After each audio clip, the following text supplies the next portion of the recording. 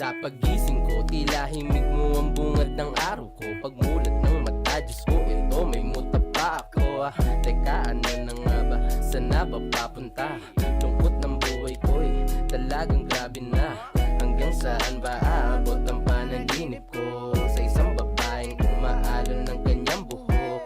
Para bang gusto ko na tumakas talaga. Sa isang bangungot na binuo ko ng mag-isa. Habang ako'y papatulog na dapat na ng mahimbing. Ako'y napapraneng at napapailing sa mga bagay na iniisip ko sa tuwing ako'y nababato. Bakit ganito naninigas ang ulo ko?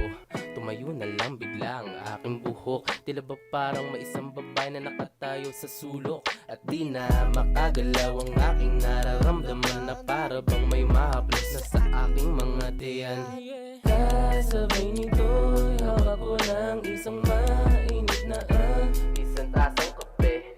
Bakit ganito ba pre? Hindi mabakali. Sa tuwing ako'y nag-iisa, wala na akong pake. Wow! Ganon. Ganon ba? Ito, teka lang. Sige. Ito na.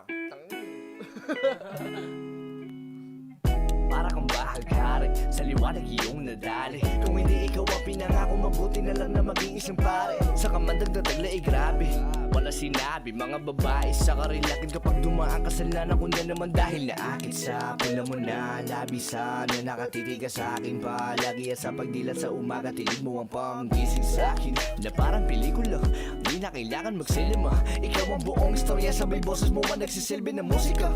Sining sa museo na tanging Diyos lamang ang nagpinta. Nakita kita na parang anghel para sa akin at hindi sa iba. Ang hirap ng magbida, ang isa na extra. Sa litrato na, di para sa kanya. Wala na akong masabi. Ayoko na. Babay na po.